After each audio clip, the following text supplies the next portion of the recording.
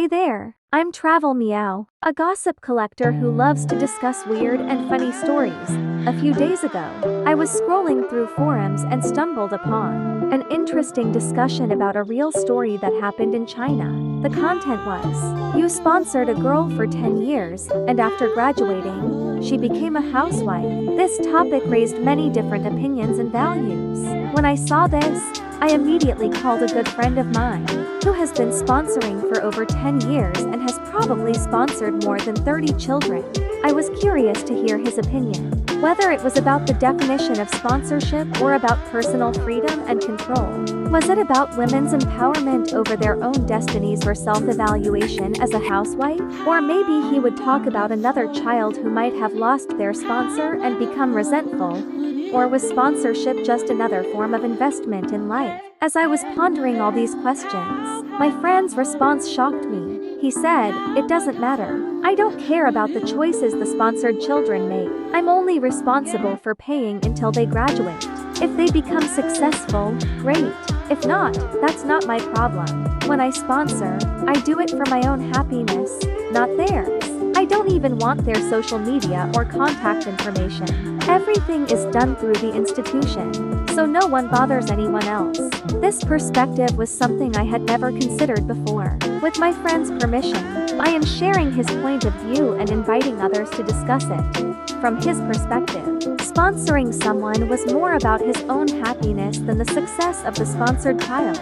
He had no attachment to the choices that the child made after graduating. The fact that the child became a housewife was just a small complaint. But overall, my friend still believed he was a good person. If it were me, I would have been emotional right away. So, can you really blame the girl? Let's be honest. Given the current state of the world, for a girl from a financially disadvantaged family, who has been able to complete her university education with the help of sponsorship, the prospect of being stuck in a factory or an office for the rest of her life with no guarantee of success, she might feel like she can't turn back and sees it as an opportunity to change her fate. She will make choices that maximize her own interests, even if it hurts others. Evaluating such situations is complex, and I think both the sponsor and the girl are not entirely wrong in their choices. There shouldn't have been any private contact between them from the beginning. Let me tell you something. The reason why I sponsored children and can still say that I don't care is that I know what sponsorship means to me. It's not about being responsible to society or the beneficiaries. It's not even an investment. It's just sponsorship. To me, sponsorship is buying your own morality and happiness. It's simply about how much money you are willing to spend. Sponsorship is a word that doesn't ask for any return or additional requirements. If there are any demands,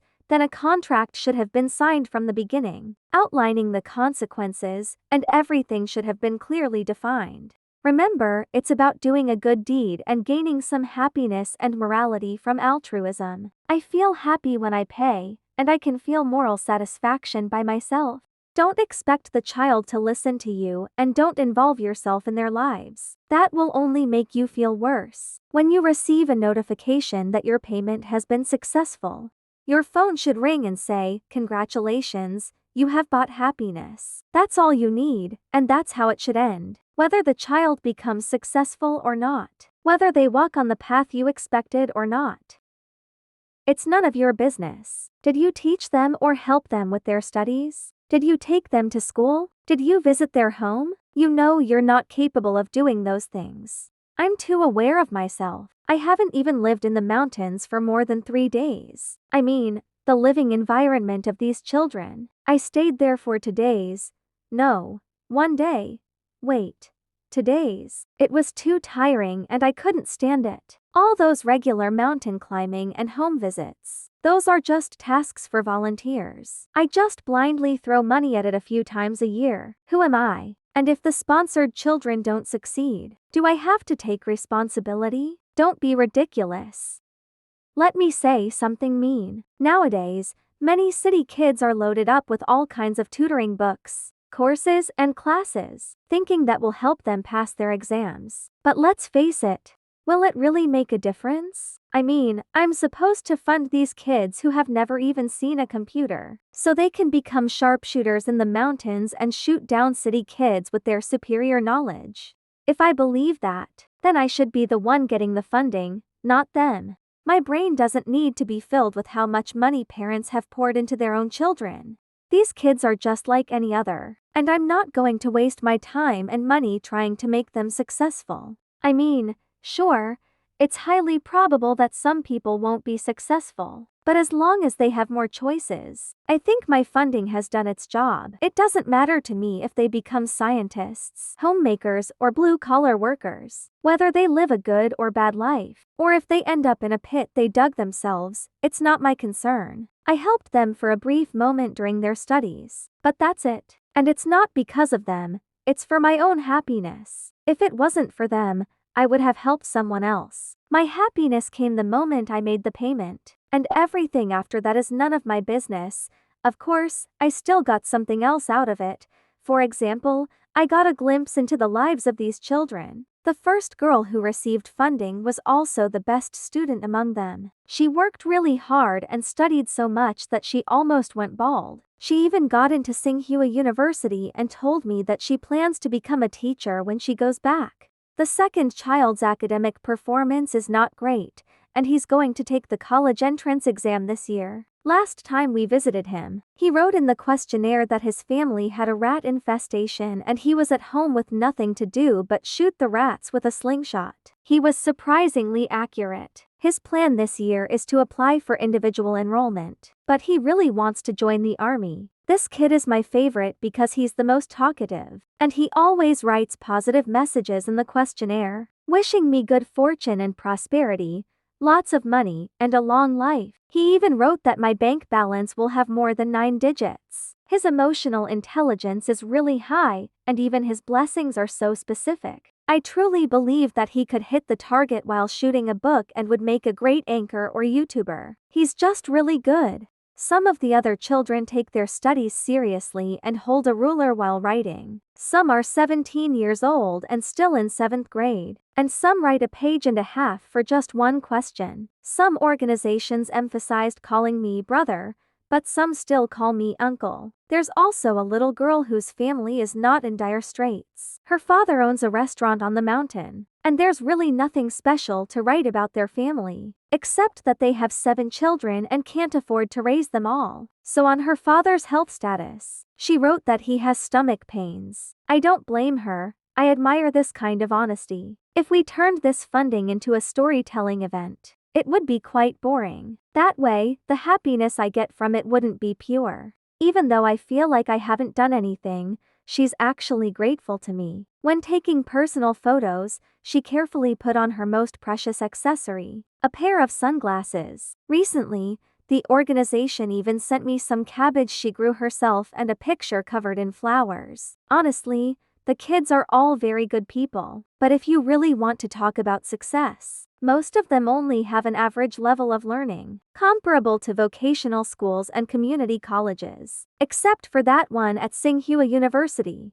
The second one with potential may be able to attend a vocational college next year. If I were to talk about this in front of others, I would certainly be a bit insincere and lower my voice, saying that I just hope he can have a better life. That's enough. But sorry, the truth is, I don't really care about what kind of life the other person will have, whether it's good or bad. I don't care. He's just a stranger that I helped briefly, and we had no relationship from the beginning. The one-page letter they wrote may be truly grateful, maybe just to satisfy the funding agency, or maybe it was copied from each other, but I have no attachment to it. Maybe just to satisfy the funding agency, or maybe it was copied from each other, but I have no attachment to it. I am only responsible for paying on time. Once I really care, I will go and explore more closely. Perhaps it will be a disaster for both of our lives, so let's just maintain the funding. But it's best not to meet again. For some people, funding may be an investment, a simulator for real-life success. They care about whether the child succeeds or not. For some people, they bring themselves into it.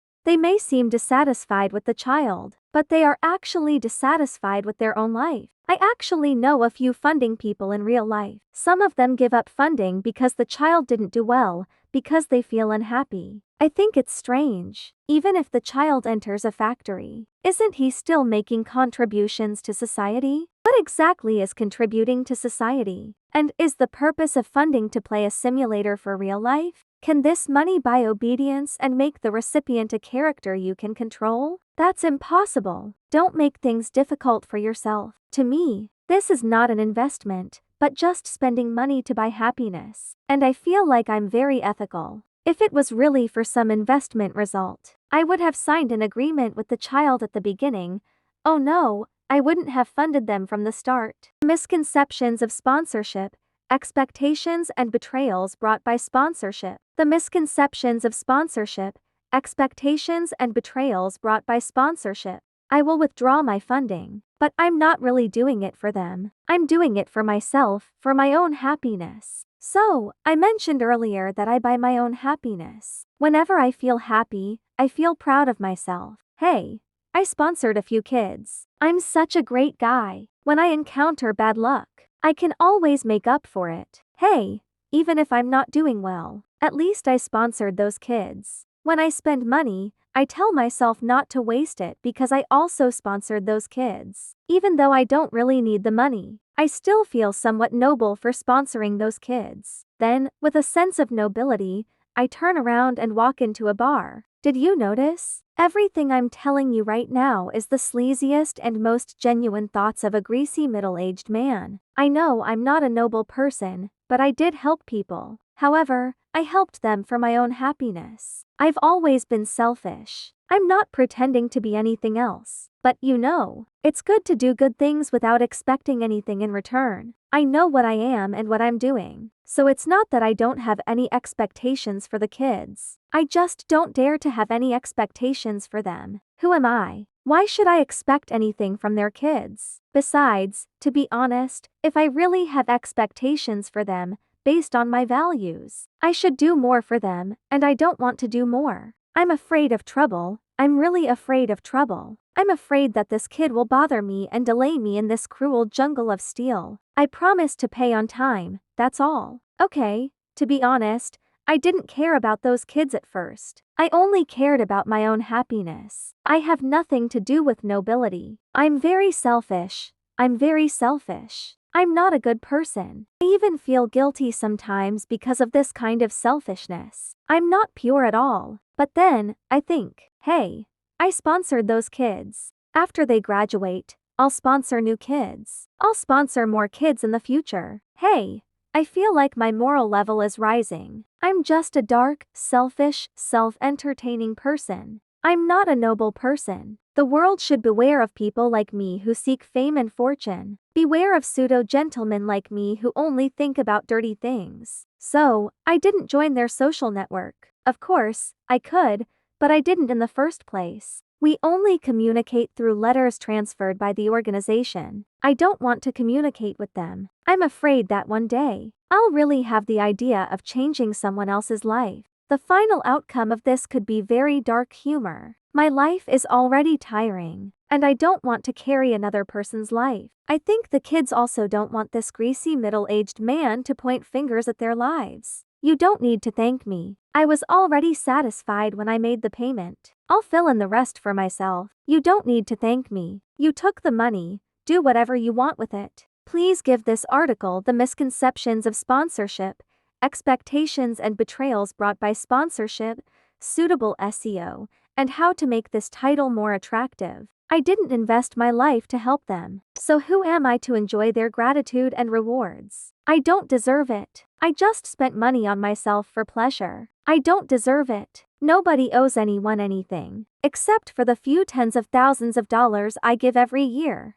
I never really cared about them, whether they were doing well or not. I'm just watching their stories unfold. So don't thank me. It's me who should thank them for providing me with an experience of buying happiness with money. They can do whatever they want in the future, just don't involve me. If there's one thing I hope for, it's that if any of them become successful, they can also enjoy the feeling of buying happiness with morality. It's really happy. It's a very pure happiness. Spend a little money, not too much, to buy some moral happiness, and then stay away from the children. If I can help one, I will help one. Stay away from the children. It would be great if more people were willing to continue buying happiness like this. If that girl is willing to help a few more people, when she is better off and has some extra money, even if it's just buying herself a happy gift, that would be enough. That would be good enough. The world would be a little bit better. Just a little bit better. That's all. The above are the words my friend told me under the influence of alcohol. Thank you all for your likes, attention, and support. See you next time.